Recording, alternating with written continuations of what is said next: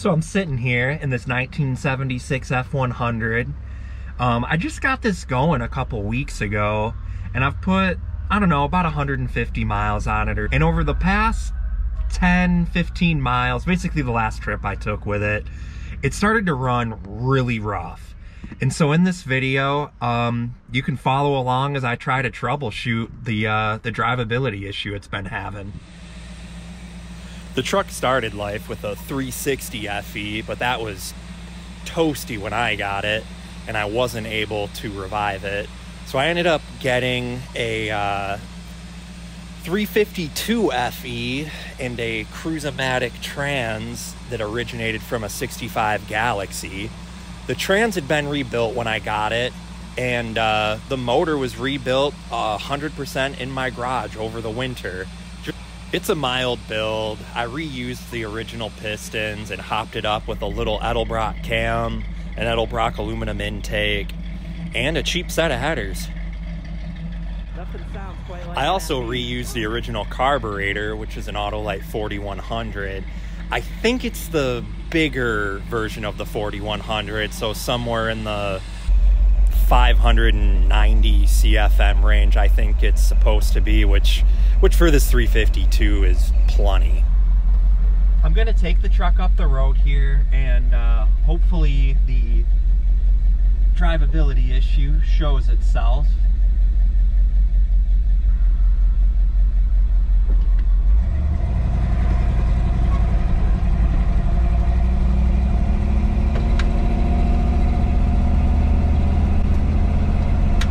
It's not doing it. At least not yet. Yeah, it's running just fine at the moment.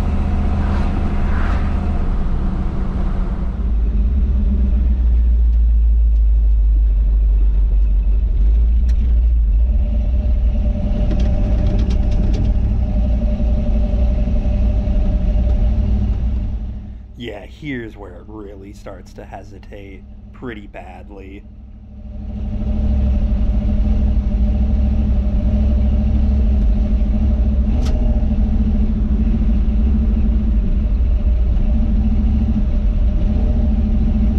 Yeah, it's having issues.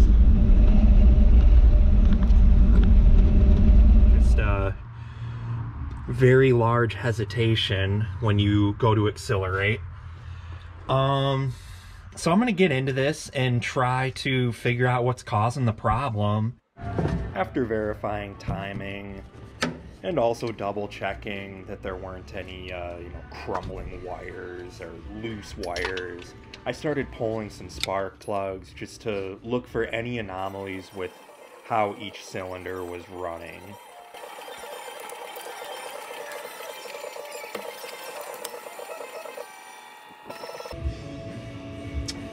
Same. Given how this issue is presenting itself in kind of an intermittent nature, and how it was more of a hesitation and not quite as abrupt as a full-blown miss, I had been kind of suspecting a fuel-related cause to begin with, but I figured start with the easy stuff here before, pulling the carburetor.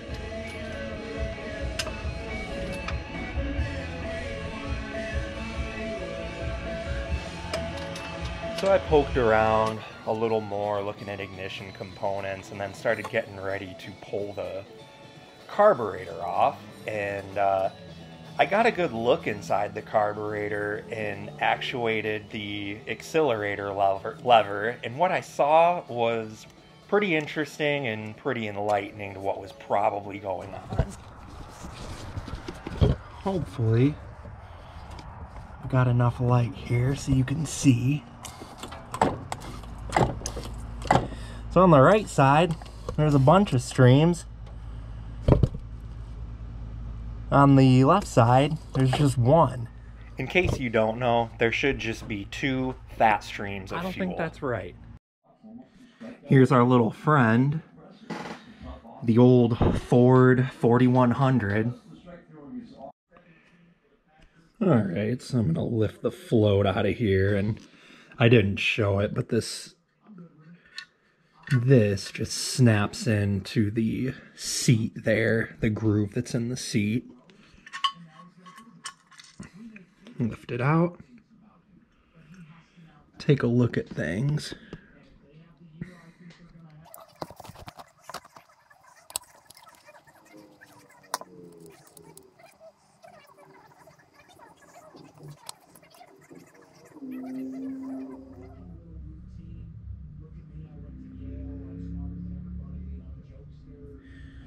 So there, whatever that obstruction was it was in the center squirter nozzles here, causing some weird streams out of the one side and then basically a dribble out of the other. So I'm gonna take this part and let it soak for a little bit.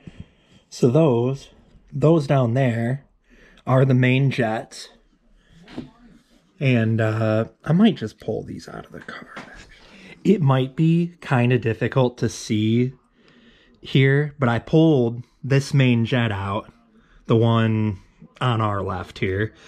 And if you look closely, there's actually a little blob of who knows what kind of stuck to it. It's kind of translucent. So yeah, I'm not sure how great it's showing in the camera. But, you know, that's just the type of thing floating around the carb that can shut you down and cause all sorts of issues. So putting the carburetor back together now after cleaning the jets out, letting the center squirter nozzle here soak a bit. And then I'll do a once over on the secondary side as well since I'm in here.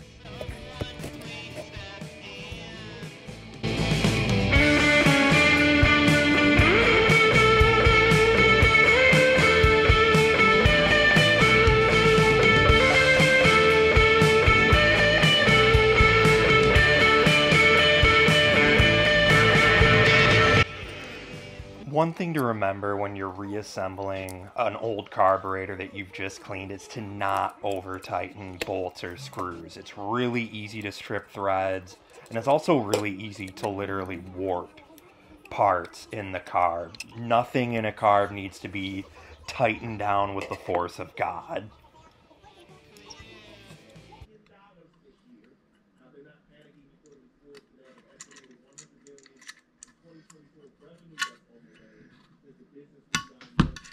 Between last night and this morning, I've put about 20 or so miles on the truck here. Currently, I'm in the middle of packing up this boat motor power head, and I'll use the F100 to take it to UPS. That's about a 30-mile round trip, so if it makes it to and from without any problems, I'm going to be feeling pretty good that the issue I was having was just the carburetor. And got our speedometer booted up here. Well, here we go.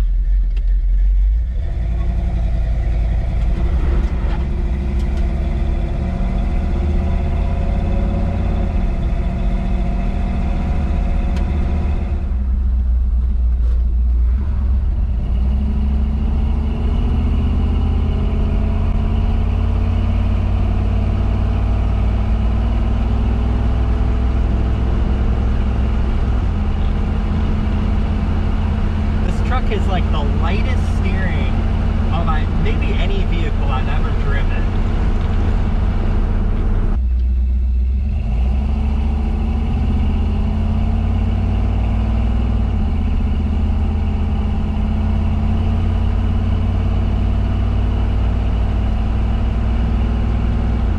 About to be getting into town, and you know, a lot of times when you're driving around in an old car, truck, it's cool to troll through town.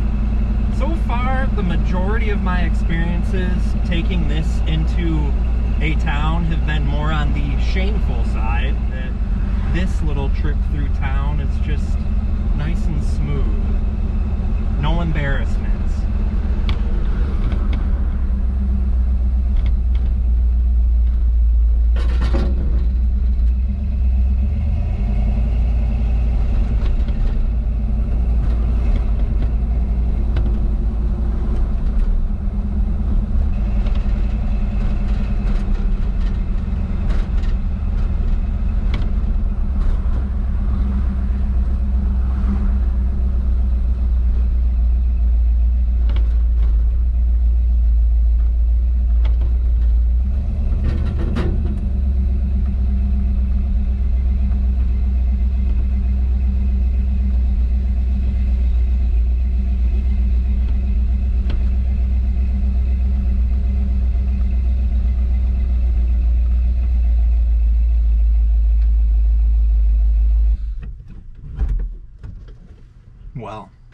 I've made it to Postal Point. This person's gonna get their item.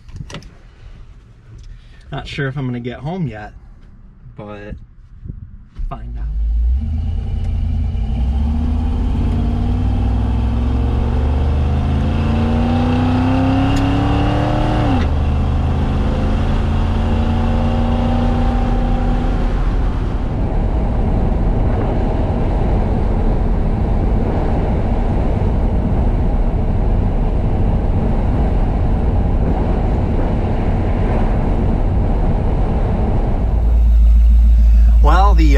My GoPro died on me midway through that trip, but I'm arriving back at my